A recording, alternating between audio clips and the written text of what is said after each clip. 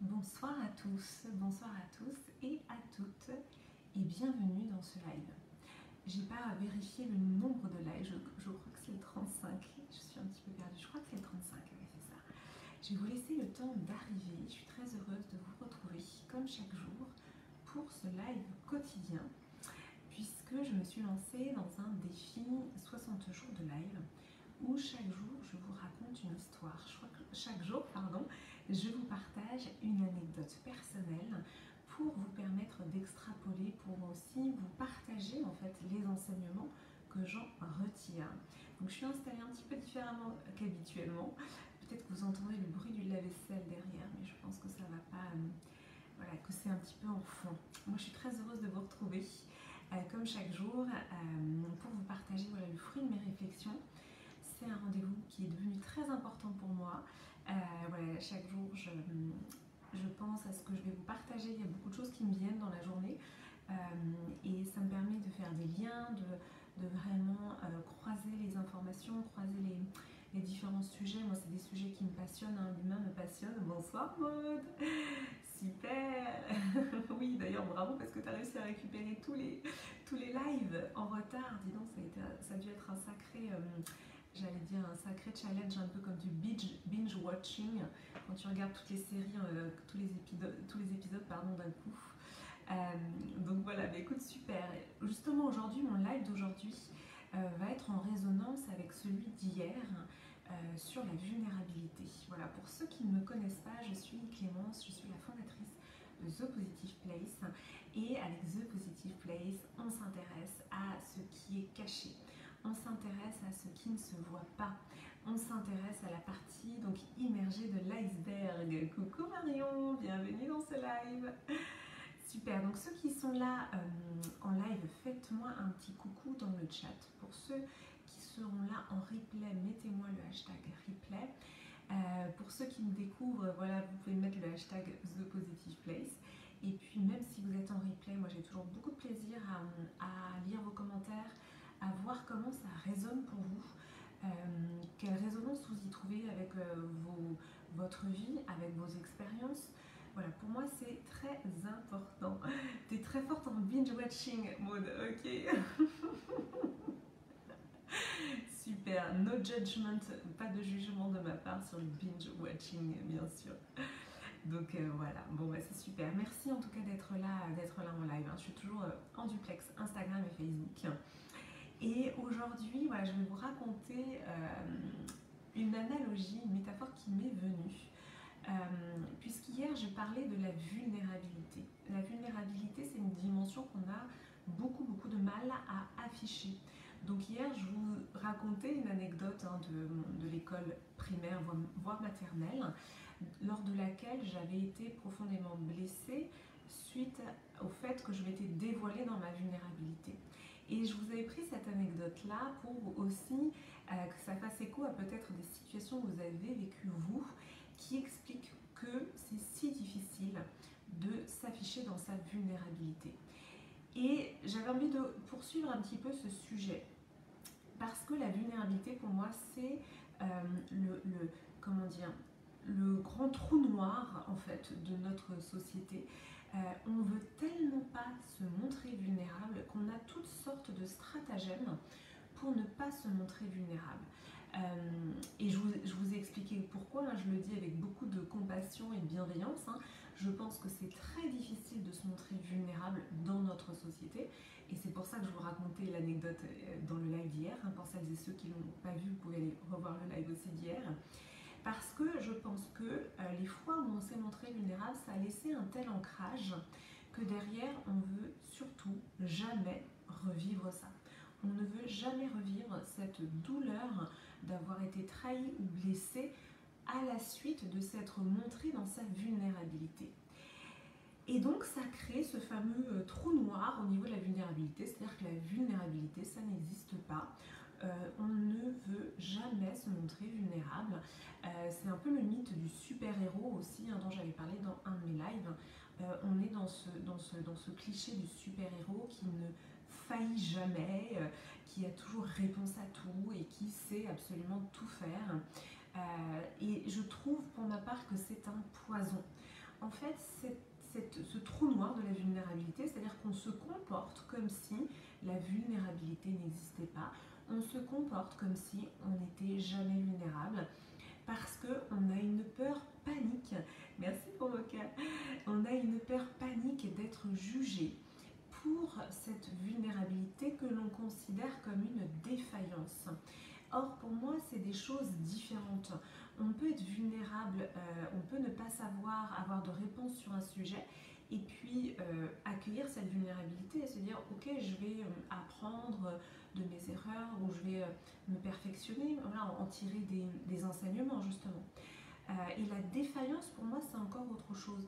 La défaillance, c'est quand on est vraiment de manière récurrente défaillant, notamment dans son rôle de père ou de mère ou de grand-père ou de grand-mère. Moi, c'est des sujets qui me parlent, mais de se dire que on n'est vraiment pas au rendez-vous en tant que parent, par exemple. Là, on peut parler de défaillance quand c'est répété et répété sur plusieurs années, etc. Pour moi, la vulnérabilité, ça va aussi avec le droit à l'erreur. On a le droit d'être vulnérable, tout comme on a le droit à l'erreur. Et donc, je vais vous prendre une métaphore pour vous expliquer en fait cet écueil-là. Donc là, je vous ai bien expliqué ce qui pour moi était un gros trou noir dans notre société, c'est-à-dire le fait qu'on ne peut pas se montrer vulnérable, on a une peur panique de se montrer vulnérable, et ça a des conséquences énormes dans tous les milieux. En entreprise, on n'ose pas dire quand on ne sait pas, il faut toujours tout savoir faire. Voilà, en tant que femme aussi, c'est un sujet évidemment qui me parle, mais on doit être cette superwoman, et justement pour moi la Wonder Woman là, que j'ai mis en t-shirt, c'est encore autre chose. Moi j'aime beaucoup l'archétype de la Wonder Woman, parce que c'est la femme aux merveilles, alors que la superwoman, c'est la femme dans la force, qui doit savoir tout faire, et qui surtout doit être parfaite, et donc ça crée pour moi beaucoup de souffrance en fait, la superwoman.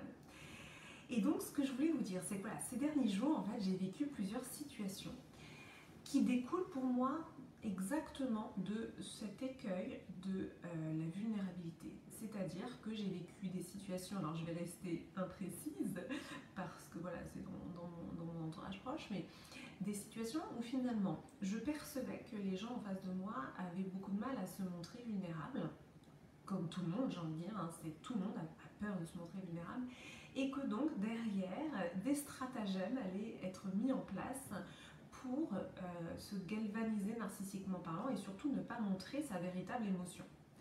Donc je vais vous expliquer. Qu'est-ce qui se passe quand on ne veut pas montrer sa vulnérabilité? Eh bien, qu'est-ce qu'on fait? On va masquer son émotion véritable par des stratagèmes, par des comportements, voilà, on va masquer ce qu'on ressent vraiment. Et ça, j'ai envie de dire, c'est monnaie courante. Et c'est pour ça que dans le voyage de la femme solaire, il y a toute une partie, l'activation 2, qui est sur apprivoiser son feu émotionnel.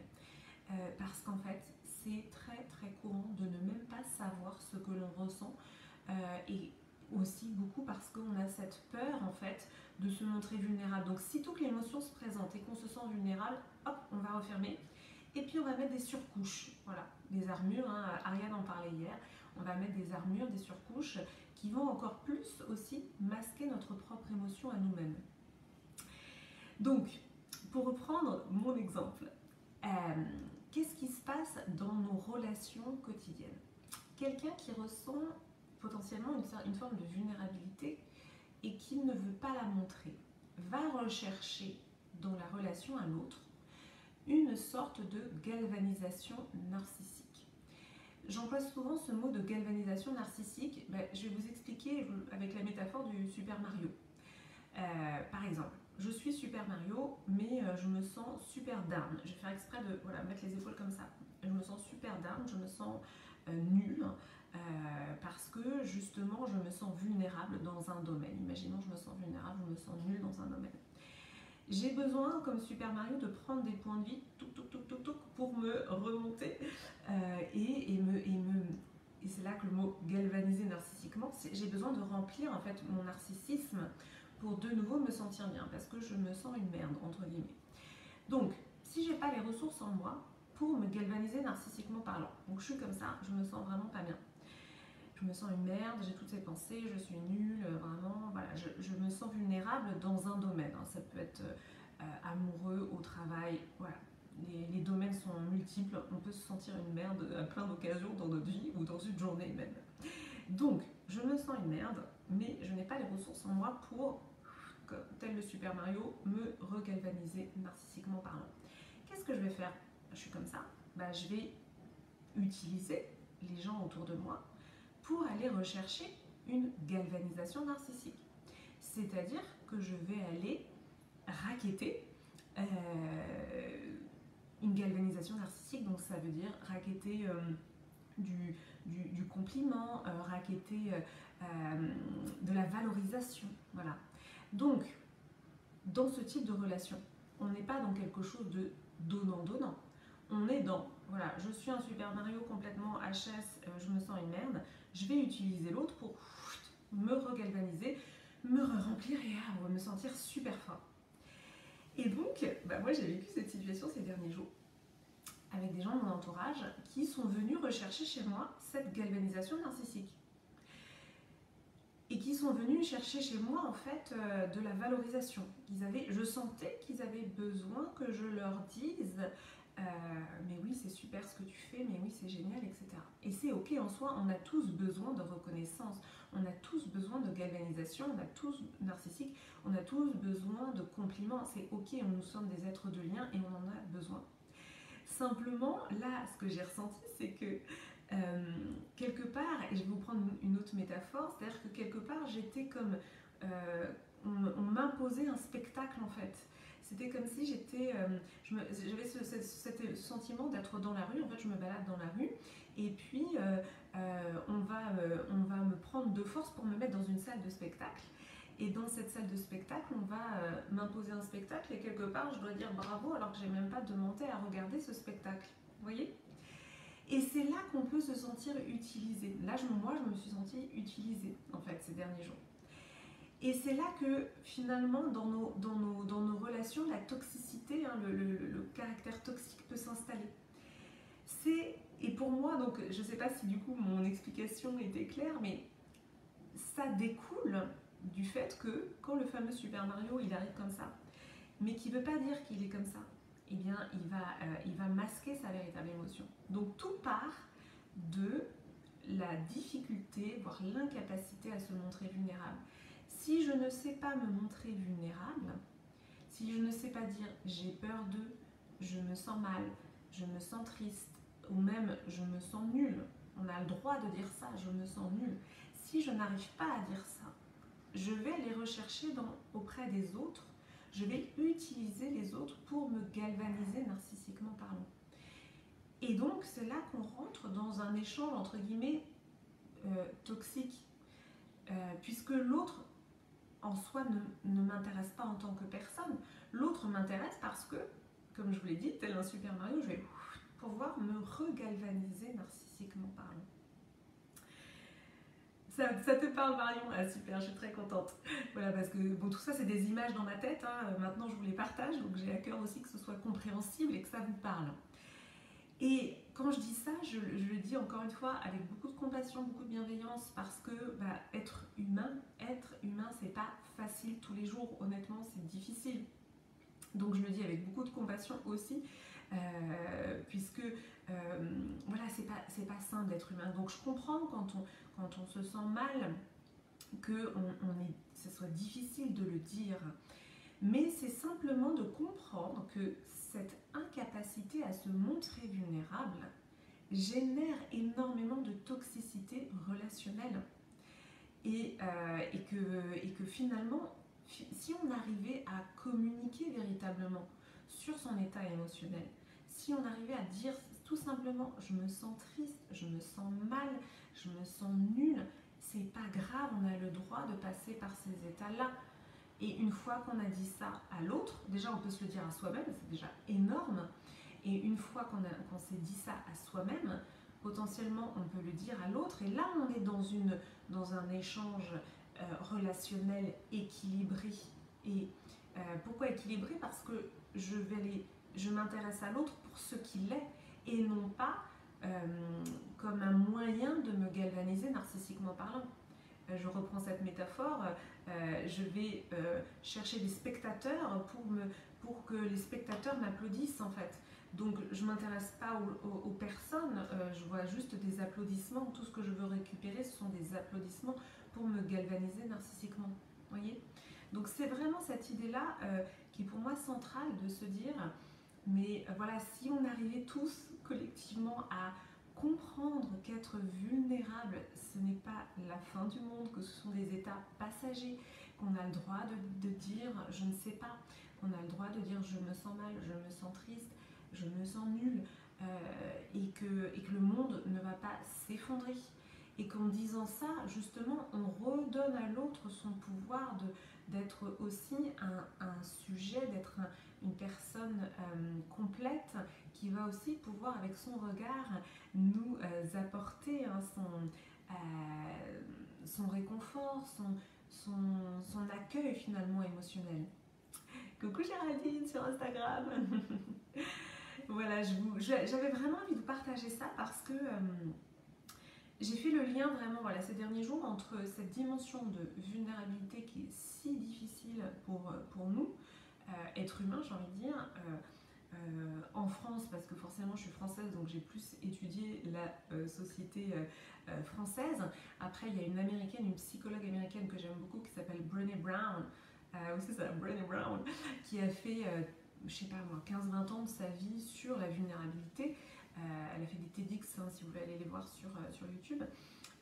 Donc la vulnérabilité c'est un vrai sujet. Et pour moi, voilà, la toxicité relationnelle que l'on peut vivre au quotidien, où des fois on se sent utilisé. Quand je parle de toxicité relationnelle, c'est qu'on a eu un échange avec quelqu'un et puis on se sent pas bien, on se sent utilisé. On se dit mais pourquoi elle est venue me dire ça? Pourquoi cette personne est venue me dire ça en fait?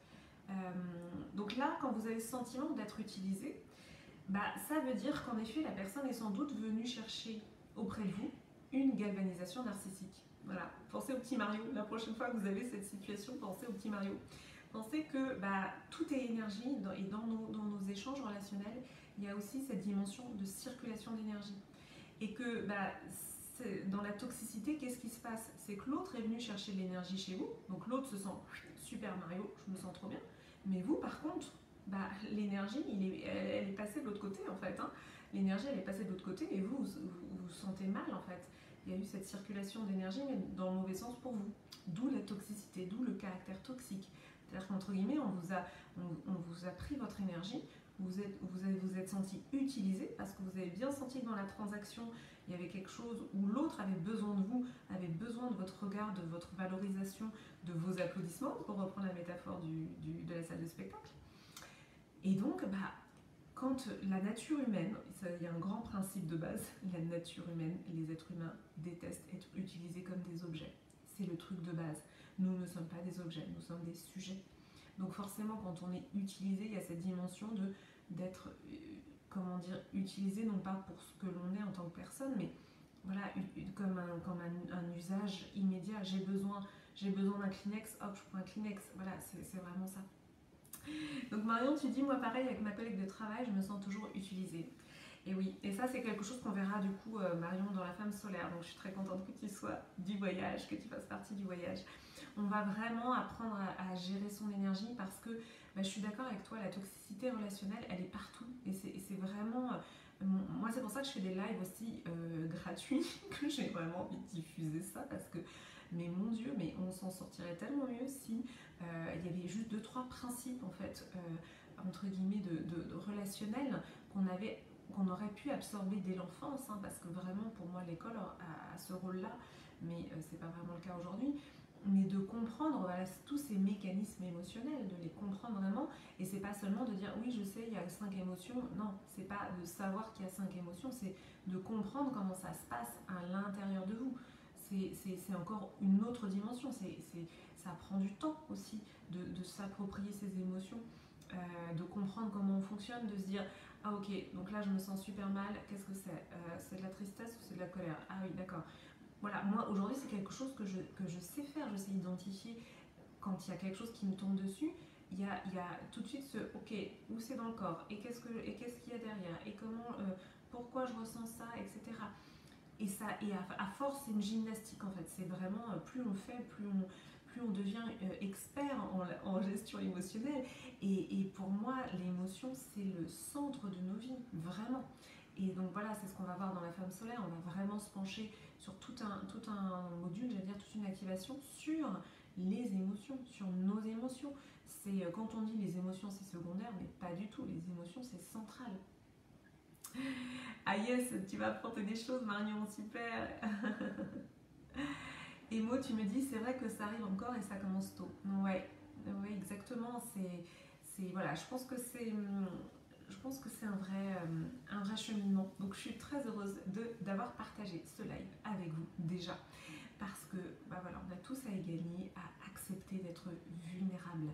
Acceptons notre vulnérabilité. Et évidemment, plus on sera nombreux à accepter notre vulnérabilité, bah plus finalement ça sera ok de dire bah ouais, je ne sais pas, ou alors je me sens nulle, ou là aujourd'hui je me sens triste, ou je me sens mal, juste mal, et ça sera ok. Vous pouvez faire le test autour de vous, hein. Franchement, moi j'ai été étonnée hein, de voir à quel point, quand j'ai commencé vraiment à communiquer de cette manière-là, j'ai été étonnée de voir à quel point finalement les gens ils sont désarçonnés en fait, ils s'attendent pas du tout à ce qu'on communique comme ça. Et on peut être étonné des réactions, hein, ça peut être des réactions d'ouverture incroyables, hein, tout d'un coup de casser justement ce jeu du super-héros, hein, parce qu'on est tous avec nos armures de super-héros, et puis s'il y en a un ou une qui casse l'armure et qui se dévoile, bah, ça peut changer toute une ambiance, ça peut comment dire, oui, ça peut rompre un petit peu des contrats tacites hein, d'invulnérabilité. Voilà, j'avais fait tout un live là-dessus au tout début sur ce fameux mythe hein, de l'invulnérabilité. Donc ça c'est un message d'espoir pour vous dire que vous pouvez aussi, en commençant par vous-même, et ça j'en suis persuadée, en commençant par vous-même, commencez par afficher vous-même votre vulnérabilité pas à pas, parce que je sais que c'est pas facile, mais voilà, pas à pas, et vous allez voir que les choses vont changer autour de vous. Je l'ai vécu et c'est vraiment incroyable. Voilà pour ce 35e live. J'étais très très heureuse de partager ce live avec vous. Je vous dis donc à demain pour le 36e live. Et puis voilà, toujours n'hésitez pas à me mettre vos commentaires dans le chat. Un petit hashtag replay si vous êtes là en replay. Et voilà, j'ai toujours beaucoup de plaisir à vous répondre. Je vous embrasse. Merci pour les cœurs Marion et je vous dis une très très belle soirée. Merci à toutes celles qui étaient en live, Maude, Marion, il y en a qui sont passés. Voilà, je ne sais pas si tout le monde est resté, mais en tout cas, merci pour votre présence. À demain.